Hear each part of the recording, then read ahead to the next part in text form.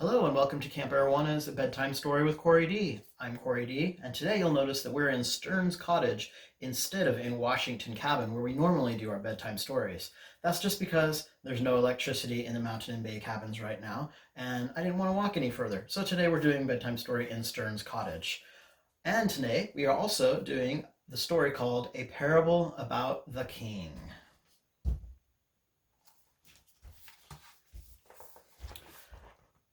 Once upon a time, a young princess became angry with her father, the king. The king had required her obedience to clean her room, but she had countless servants. Why should she pick up after herself? I know what I'll do, the princess said to herself. I'll teach everyone a lesson. I'll run away from home and leave my room messed up just like this. She searched through her dresser drawers for old clothing, pitching what she did not want on the floor. Finding the clothing she wanted to dress up in, she disguised herself as one of the village peasant girls. Then she quietly slipped out of the castle's secret door. The princess knew her father, the king, would not discover her missing for several hours because he was attending to important business.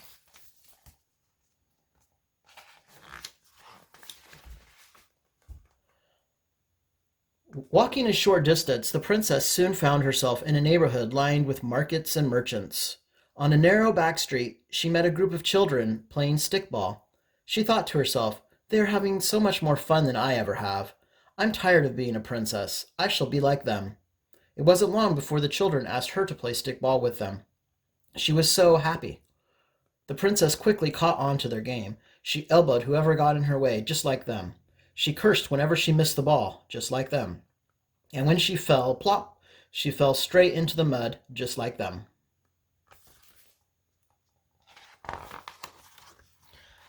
Suddenly, a young girl appeared at the corner of the street.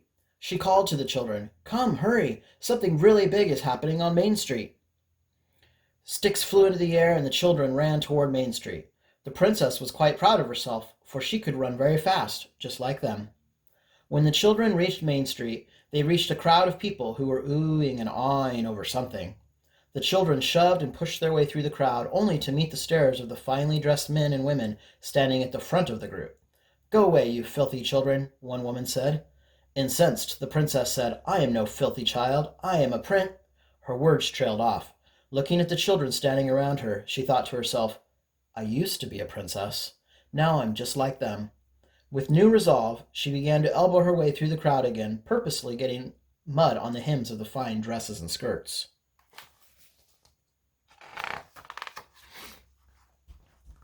"It's no use," one of the boys finally said. "We can't get to the front of the crowd. Hurry, let's go climb that tree over there." The children hurried to the tree and, just like monkeys, scurried up to perch on the branches. All the children managed to climb the tree, except for the princess. Trailing behind them, she reassured herself, "I can climb this tree. I can because I'm just like them." As she pulled her way to the second branch, a small limb caught the threads of her skirt and threw her off balance. Not being able to catch herself, she tumbled out of the tree and fell to the ground with a thump.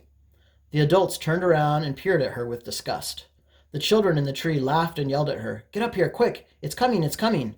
She didn't know what was coming, nor did she care at this particular moment. Humiliated and bruised from the fall, she wanted to cry, but she was like them, and they certainly wouldn't cry, so she cursed instead. Determined, the princess finally made her way up the tree and settled insecurely on a lower branch. "What are we looking for, anyway?" she asked. "It's the king," yelled the other kids. "Don't you know a king when you see one?" They sneered at her. She slowly pulled herself up to the next branch and stretched to see the king. An envoy of dignitaries stood beside a lavish couch. When the door opened, out stepped the king, so tall, so dignified, so royal. "Hail, His Majesty the King," an aide announced. The crowd responded, "Long live the king!" The dignitaries dropped to one knee. The crowd bowed before him. Only the king was left standing. Then one of the boys in the tree whispered to the group, "Hey, we have a perfect shot from here. Let's throw our best spitballs right in his face." Horror struck the princess's heart. "You can't do that," she pleaded. "Why not?" the boys demanded. "Because he's the king," she said. "So what? Big deal," they said as they began throwing spitballs at the king. "Stop," the princess cried. "Stop, please. That's my father." The tears she had so valiantly held back earlier now spilled down her cheeks. Sure, and my dad is Abraham, they mocked her. No, I mean it. It's true. The king is my father, she pleaded, but the children just laughed harder. Look at you. You're just like us, they sneered. You don't have a father. The princess looked at her father just in time to see him wipe something from his face. He looked up into the tree as the children yelled and cursed at him. Indescribable shame filled her heart. She was sure her father had seen her, but maybe, just maybe, he hadn't recognized her. The princess jumped out of the tree and began to run. As she did, the children started to throw their spitballs at her. The princess began to run back toward the palace. She ran and ran, sobbing every step of the way. Stopping to catch her breath, the princess suddenly became aware of her stinging elbows and knees. She was skinned and bleeding from the fall, and she began to cry even harder. Her heart sank, and she felt alone and very frightened.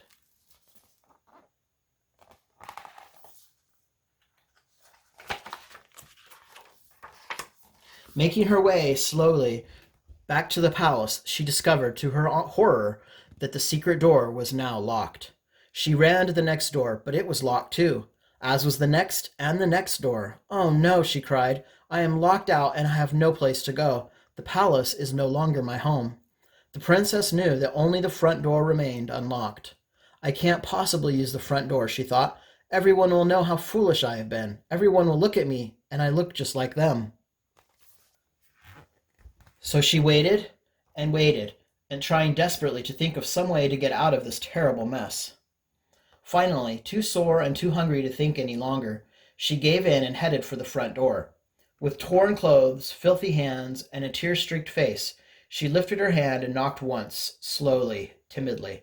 Before she could muster the courage to knock again, the door cracked open. Hanging her head in shame, she could see only his feet, but she knew instantly that they were his feet. It was him, her dad, her father, the king. She fell at his feet and cried, I'm sorry, Daddy. I'm so ashamed of what I have done. Gently, the king knelt down beside her and pulled her into his strong, comforting arms. Come here, my child, my princess, he said. But I'm not a princess anymore. I'm just like them, she sobbed. Ah, my child, he said, you may have acted like them, but you are not one of them. You are mine, and you will never be happy until you accept both the privilege and responsibility that goes with belonging to me. That night, after he had dressed her wounds, he tucked her into her soft bed and kissed her goodnight. He had even helped her to clean the mess she had left in her room. As she settled into the soft quilts, she thought about how much she liked being a princess, the daughter of a king. As the king walked out of the room, the dim night light softly illuminated his royal robe, which was now smudged with dirt. Tears filled the princess's eyes. Look what I've done to the king's robe. Never again, she whispered, apologizing to the king. Sensing her broken heart, the king turned and spoke softly. Yes, my child, there will be other times, but I will open the door every time you knock, and I will always love you, ever and again. And this story has no end.